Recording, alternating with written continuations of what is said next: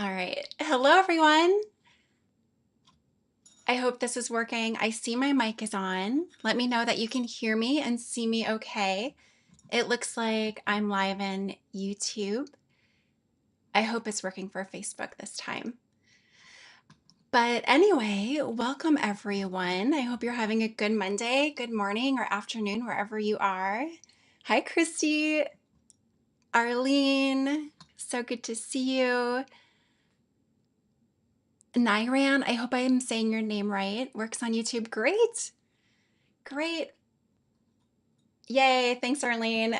All right. I see in the comments you've already found the bundle. I added it to I added it to the shop this morning. That's so good to see. Hello from Wisconsin. Hi, Deborah. Welcome. I'd love to know if you're new here, if you've been at a live before, if this is your first one. And if this is your first matchup, we did our first matchup last time. So we're doing this again. It was a lot of fun, and I got some really great feedback that it was helpful in learning how to plan your mosaic palettes, your tesserae. So I see, oh, we're good. We're good on Facebook. Hello, Julie. Okay, well, let's see. I have a lot to share today. I'm going to try to keep this. You've been to a couple lives, Julie. Great. Welcome back. I'm going to keep today at around 30 minutes. If you're in the membership, you know that I have a lot. I have a lot going on right now. So I have to get back to that work today. And oh, good, Christy, super helpful. The palettes. Yeah, so I'm going to keep today at around 30 minutes, but I think we're going to cover a lot. So I thought I would go into first the project I just finished up. And hi, Robin, my neighbor here in Minnesota. I have lots of locals, so it's fun to see that we can stay connected even if we're close. It's helpful to stay connected online too, because we probably don't see each other that often, even though we're so close. Deborah, nice to see you. Okay, so yes, this is the one I just finished. I just finished this sweet little squirrel. Let's see, when was it? Friday last week? And it was quite a workout, mosaic workout. I have this saying about there's mosaic vegetables and then there's mosaic dessert. So this definitely falls into our mosaic vegetables category. Those are the kinds of pieces that push us. They're like our mosaic nutrients that push us into growing and testing our skills and our abilities. And sometimes I have to make myself, eat my mosaic vegetables. So where other pieces, like the little minis that I like to do, I've done a couple of those in the lives. Those are like mosaic dessert, where you can just get right to the fun part and you don't really have to slow down much to really make the heavy decisions. So anything with color blending, shading, dimension of features like realistic body parts, that always pushes me. That's not something that is super easy for me. I think artists who are more familiar with painting techniques might feel more natural and at home in those techniques. So if you are a watercolorist or an oil painter, that kind of color blending probably comes more naturally to you. Somehow I got through my entire art degree in college without taking any painting classes. Isn't that wild? I can never understand how did that happen? I got into drawing and ceramics. So those became my, prerequisites that I just kept going forward with. But I think painting would have helped me so much with this kind of work. But anyway, I did it. I spent a lot of time, probably at least 40 hours. I haven't really sat down to add up all the hours I put into this piece, but I know for sure at least 40. And right now I'm making it again to film the course, and it's being uploaded right now into the membership. They have all of the lessons up to this point. Well, I have to upload the rest for the inside of the squirrel tail here, but you can see my little shards accumulate. So this project covers, I'm considering this project to be a masterclass in mosaic, mixed media mosaic. Just in this project itself, we are covering so many techniques and materials. I'm actually struggling to think of a technique I'm not using in this project because we're using Mexican and Italian smalty, and I use those types of smalty in different ways. So the Mexican smalty is always, I use it facing up, and there's a lot of variation in the glass. So, and then the inside of the Italian smalty is facing outward. And so I use those in different ways. Same kind of material, but in different purposes in this piece. And then we also did a lot of plate cutting. So getting out all of these individual leaves, and then I cut out some flowers using for the accent of the under the ear there. And then we also, what I like about this project is that I was able to find ways to use, I'm trying to find a whole plate, but I was able to find ways to use all parts of this plate. So we used the leaf in the thigh, the little flower up here, and then this little pattern of flowers, like a wreath pattern that goes all the way around the plate. I wove that into the belly and like a little bit under the chin here. So that's really fun. That was a fun challenge. And then we have lots of beading and the rhinestones, of course. And so now I've gotten this second piece all the way to the more challenging part. The more challenging part for me is using all of the Mexican smalty and creating that gradation in the body. So I'll just pull a couple samples. So what I do is I order all the different colors that are available, and then I try to keep them in their bags as I go so I know which ones I'm pulling from. So when I order more, I can identify them faster. But I do like to eventually move all my material into clear containers. So this is Italian smalty, and then I just add a little label inside of what number, what color this is. So if I need to order more, I can quickly replenish. And let's see. I'll check for questions. Thanks, Lindsay. Lindsay's in the comments on Facebook if anyone has questions or if you need a link to anything. Hello, Andrea from Las Vegas. So neat. Um, okay, and then let's see. What else about the squirrel? Yes, so we have a squirrel kit will be coming, and the membership has early bird access. So they have lots of perks in there. I already have a fun little bonus gift in mind that I'm going to add to it. I have a whole bunch. I have 6 boxes of vintage supplies arriving at the studio this week, and I'm trying to save some fun stuff for later. I don't want to share everything today, but there's some really neat things coming in those packages that I'm already planning to use as little bonus gifts for the membership kits. So that's coming. And then I also, if you're interested, if you're more of a collector, I have a limited number of finished squirrels that I'm willing to make. So I think when I did the chicken and the owl, I ended up doing about a dozen or so, but this one is going to be smaller, a smaller number since it's more intensive. Um, and then for the squirrel, just to give you a little extra behind the scenes, is Amy here today? Amy, welcome. If it's Amy, my secret shopper, Amy. So this is one of the test runs I did on this piece. Isn't this so interesting and funky looking? This is actually a squirrel tail. That this was one of the first attempts at my original design. And let's see, how does it go? Something like this. So I was originally going to do this textured look, and you've probably seen mosaic artists or bead artists use beads this way. And I originally thought this was how I wanted to finish the squirrel tail, to capture that fur like texture, but it just wasn't feeling right to me. I was trying it on, and as I kept pushing through, it just didn't feel right. And then I swapped out other colors.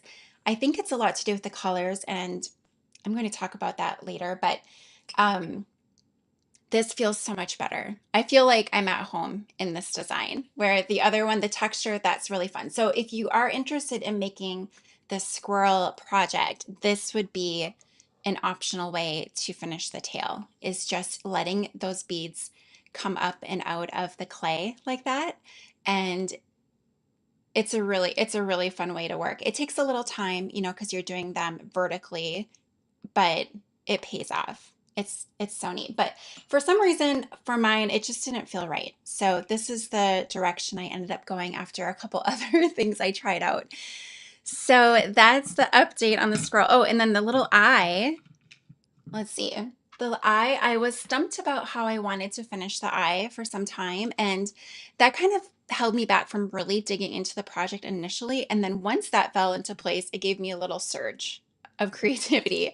I think when we get inspired, we get these surges of creativity where you just can't help yourself but start to dig in. But until you find that little surge, you can have this hesitancy and resistance, or I don't know. So once I got this figured out, though, it gave me that wind in my wings, so to say. And it's a set of doll eyes. So these are plastic doll eyes, and I didn't know what size I was going to need for this project. So I just bought the assortment so I could test out different sizes. And now I have this on hand. So in the future with other projects, so I have like a raccoon and let's see, a rabbit. When I work on those projects in the future, I can pull this out again, and I might need a different size, a different eye. I mean, some of these get really big. I don't know if I'll ever make a squirrel so big that I need an eye this big, but who knows? So I used the smallest option here, and then I just clipped off the back with my wheel nippers. And then I was just going to put it in just as the eye and then build beads around it. But then I found the next clue, the next piece that fell into place when I went to a supplier in New York in the garment district last year and combed through boxes, and it was the best day ever. 8 hours or so, maybe it was six, combing through all these boxes. It was like an avalanche and walking on beads, and you just don't know what you're going to come across. But I came across these, and I didn't really know what I would ever use them for, but I did at the time think something about, they looked to me like an eye with the eyelashes. And then after I found this piece, I was combing through all my supplies again, looking for more little fun things I could plug in and use. And then I came across these again. And then I thought, could they match up perfectly in size? And of course, they did. So that was the next like aha light bulb moment. And then I built my eye around that. So I have a couple versions in progress here. And so here's one with just the little doll eye in the bezel. And I used a couple different glues to get that to stay. And then this one is the next phase of building the epoxy clay around and then adding the first row of beads. And then I took a phone call, so I didn't finish it. Because by the time I came back to it, my clay was hardened. And if you all use the clay, you know what I'm talking about. So that's why I have all these different versions. So if you're working on a mosaic, don't let your phone, turn your ringer off.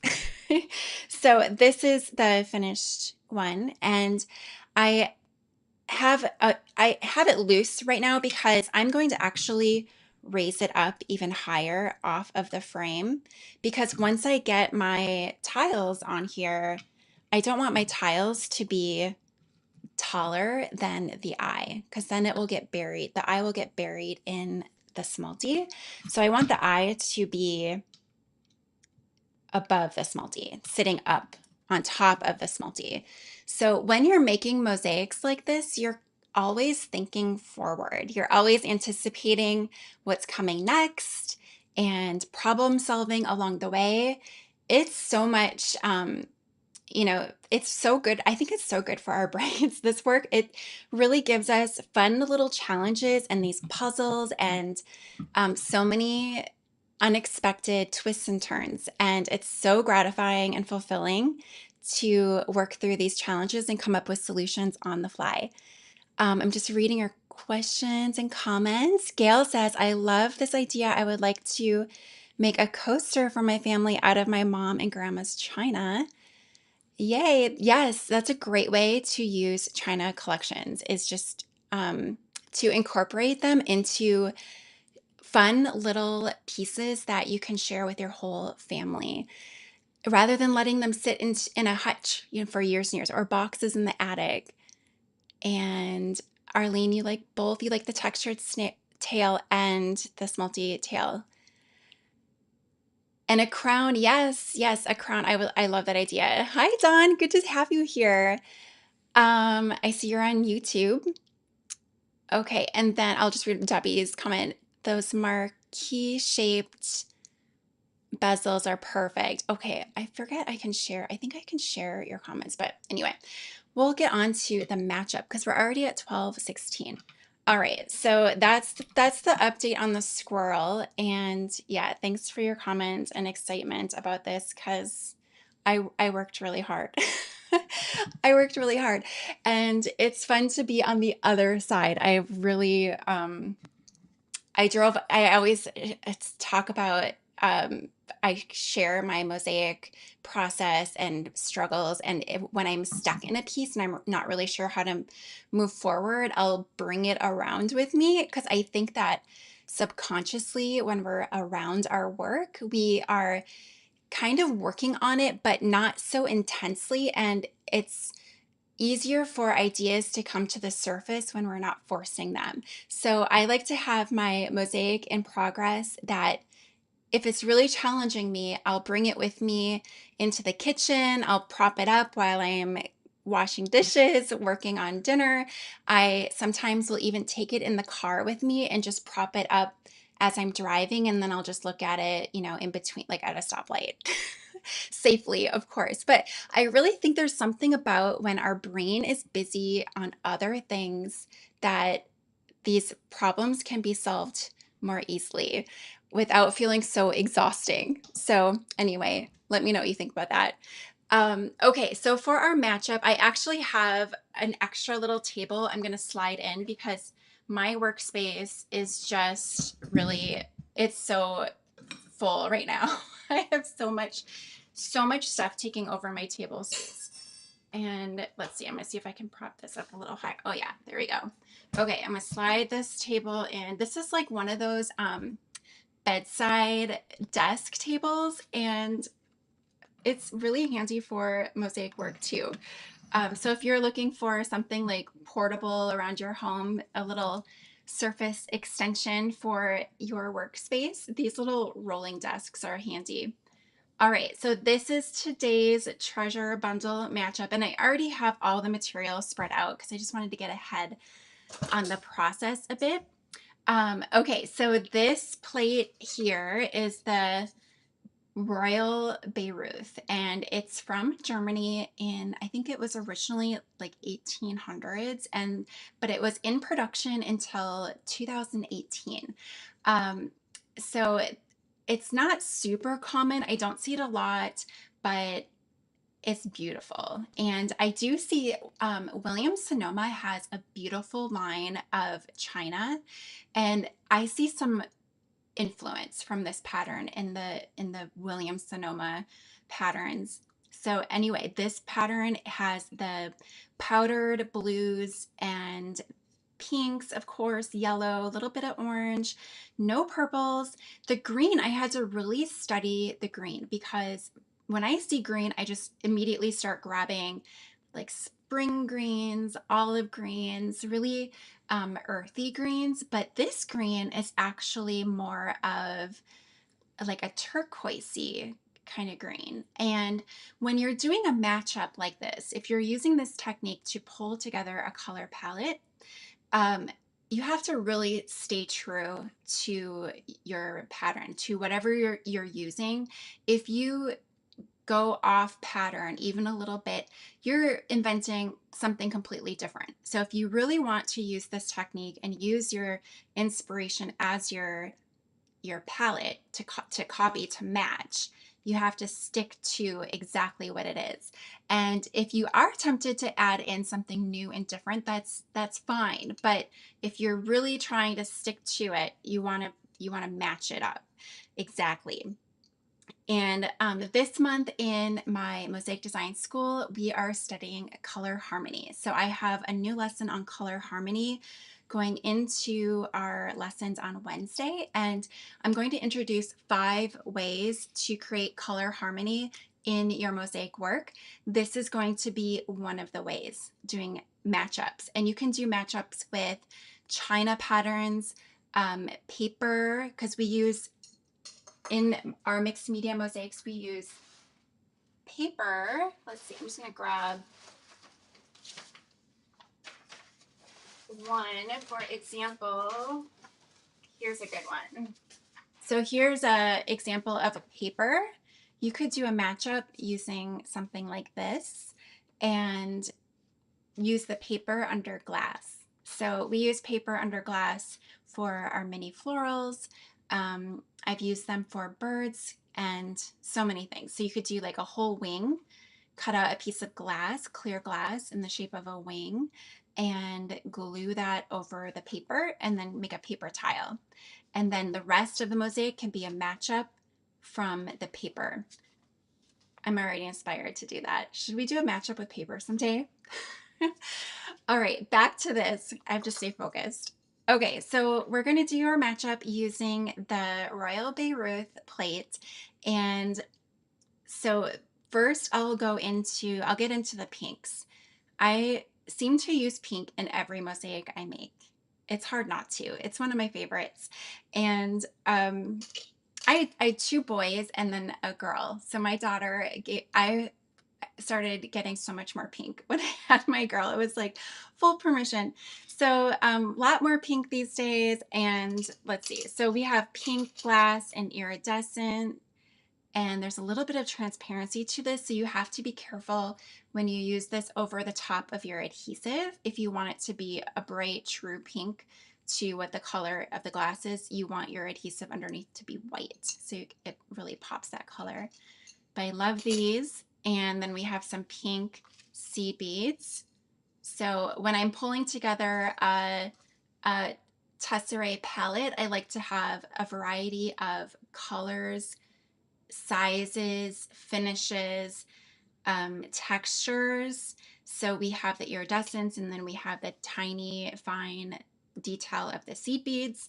And then I like to have something pearl. So pearlescent is a different, like pearlescent is more like a finish, but pearl is the size, the shape, the texture. So this is more of a glass pearl bead. And you want to be careful when you buy these that you're getting glass that has the color in the glass. It's not a finish that's been painted on. So this is a really great quality glass bead. And this color has been discontinued. I have a little stock of it. Now that I look closer at it though, it's actually not a perfect matchup. So now I'm wondering, does this one really qualify? I think I'll keep it in. I'll let you all decide. I think if you look in like the little shadowy parts of the pink, I think it could qualify. All right, so that's our pearl. And let's see, what else for pink? Oh yeah, pink rhinestone. So this is a pink rhinestone. This is not vintage. It's a commercial rhinestone. And I do mix vintage with more modern commercial materials. And I think that's a great way to extend your vintage supply and add variety and just make sourcing materials a little bit easier in some cases. Let's see, Arlene, you like the china pattern? Yes, it's so pretty. Okay, and then other pink, we have this vintage pink rhinestone. This is a octagon. It's called an octagon, even though it's kind of a cushioned rectangle to me, but it's a rose in color and it's so pretty. I love that. Okay, and then let's see, for other pinks, we have these pink circle mirrors. And I like using these in a scalloped pattern. So I cut these in half. I'll show you real quick if I can find my tool. So I'm a huge fan of scallops, and you just cut it in half. And let's see, I'll grab a quick frame too.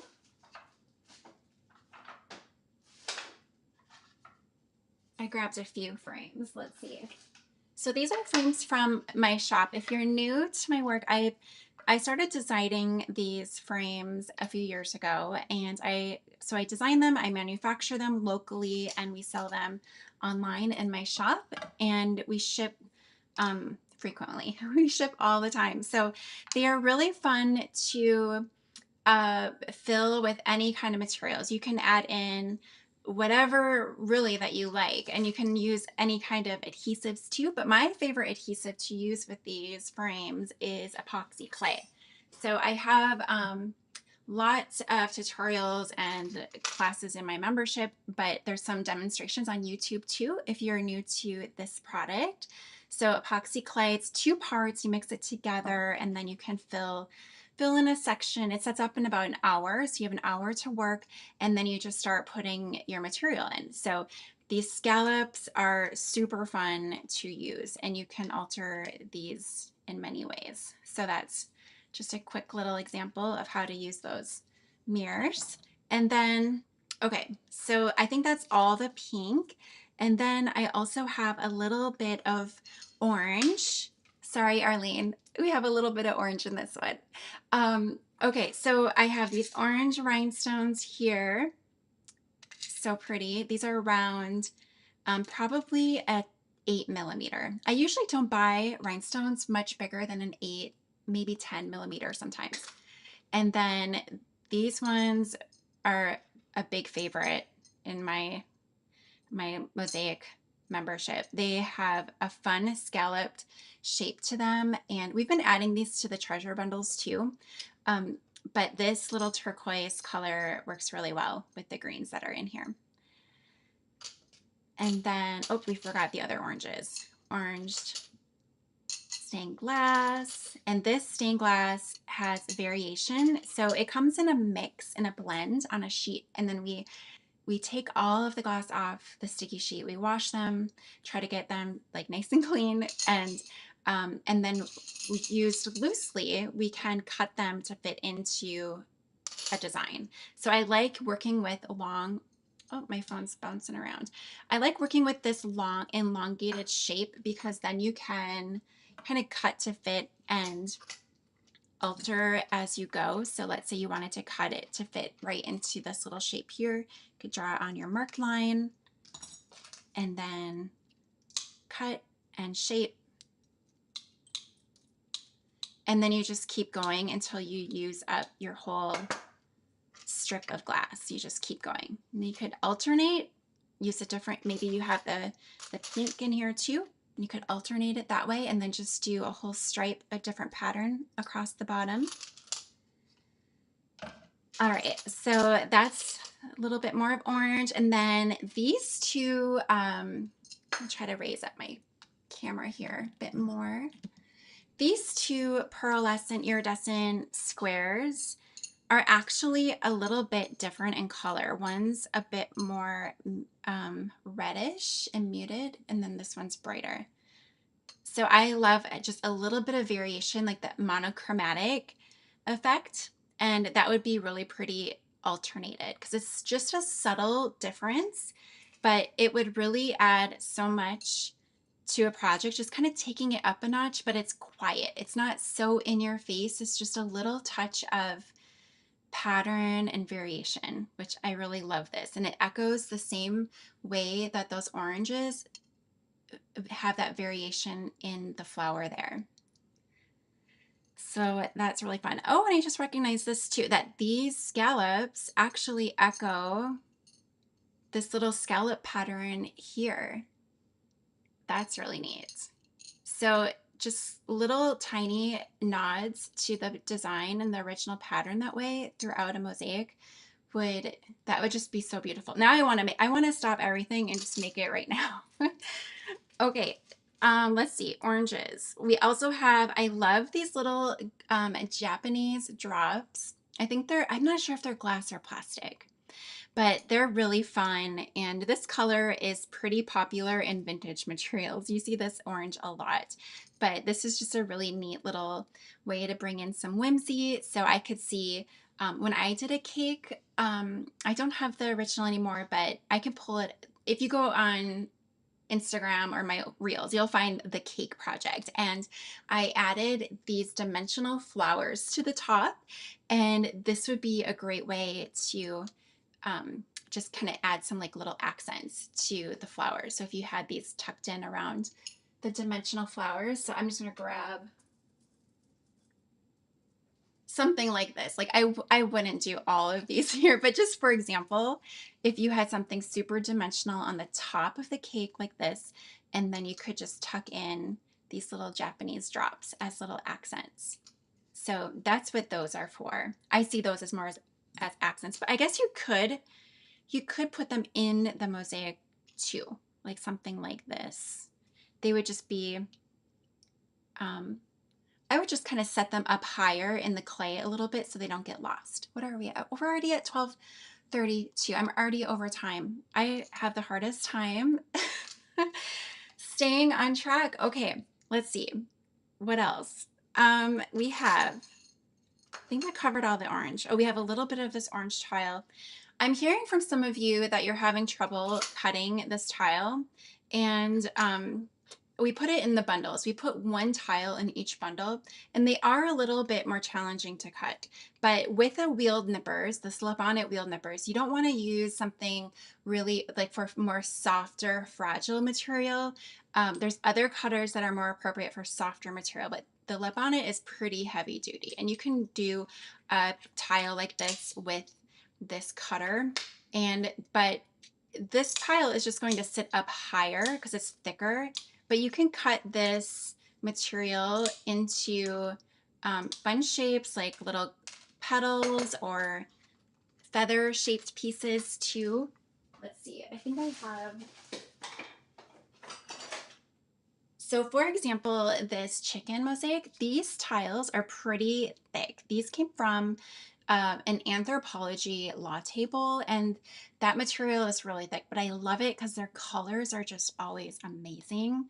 Um, and this tile reminds me of the same. Like I'm willing to work for it because the colors are so good. And so if I were to use this tile, I would shape it in a way where I'm using it in a design for points like these feathers or like my mini florals. I use this for this petal, this ranunculus flower that sits up higher. So we're adding a couple of these tiles to this bundle in orange. And then there's this dusty blue. This is a different brand. This is Dull Tile. And this is Winkleman's, and it's made in France, which just always feels special. It seems like they just know better than anyone else for design. So this blue works so well with this plate. This blue was kind of tricky. I couldn't find a whole lot of blues that worked with it, but this kind of dusty dark blue looks great. So I'm going to add that one too. All right, how's it looking to you all so far? Are you finding this color palette exciting? I think this is so helpful. I'm actually tempted to start doing this more for my work, is just curate bundles like this, put them together, and then have them setting aside, just waiting for the right project to come along, because you could really plug this whole palette into any project. And if you sort your materials and curate them like this, even before you have a project ready for it, then when the right project comes along, it just cuts right to the fun part. You have everything planned out, ready to go. You don't have to question your choices or your materials. You can just get right to it. Just make sure you have a variety of sizes and finishes and textures. Okay, so let's see. Other greens, I have a little bit of this pistachio iridescent, which looks so good with those leaves, because these leaves have a little bit of blue and kind of like a turquoise. I don't want to say turquoise because it's not quite turquoise, but it's not a true spring green either. So this, I feel like this pistachio kind of green works really well with that, along with this other scallop. And then this Perdot, is that how you say it? Perdot green. This rhinestone, it's one of my favorite greens, but this I think works. It's probably more of a true green, but I think it works. I think it works with that kind of little bit of a bluey green there. And then this one here too. I just love these little minis and the iridescent pearlescent finish. Let's see, we're adding some of these ceramic blues too, and these have a little variation in the same collection of blues. They come this way. There's like a mix of different blues here. I think they come this way, or maybe we ended up mixing them together at the shop. I don't know how they did that. But anyway, we have a couple different blue ceramic tiles here. And then this bright royal blue here goes with the flower in the center. And I also added this white seed bead. It's an iridescent, and it captures a lot of these pinks and greens and blues in that iridescent finish. So I thought I'd add some of that in because there is so much white in the background of this china piece that it might be helpful to have a little bit of white in other places. I don't use a whole lot of just white material in my mosaics, but I feel like this palette might benefit from that bead. All right. And then for metallics, I love having a little bit of metallic, and I always take clues from the outline of the plate. So this plate has this really nice gold rim, so I wanted to match and complement that gold. So we have this twisted bugle bead here, and the twist gives us an extra little pop of texture and shine. This is right in my face. Okay, that's all right. And then we also have this metallic gold kind of brass. I'm not even sure what these are, like little brass heads. I don't what were they used for? Does anyone know? But they're really nice. I like the pattern that shows on the top. So it's a little circle with dots going around. So I really like that. All right. I think that's everything. I think we covered it all. Oh, there's a little bit of gold mirror here too. And yes, I think we covered it all. And let me know what you think. I'm gonna just put this down a little bit so I can read your comments. I need to get a bigger screen so I can read so I can read better. I'm just gonna switch over so I can say goodbye real quick. I could just keep chatting and talking about these materials all day. But like I said, I have a lot to do today, so I'm going to sign off soon. But I want to read your questions real quick and make sure I didn't answer or I didn't miss anything. Christy, you struggle with cutting the Winkleman tiles. Yes, cutting in straight lines.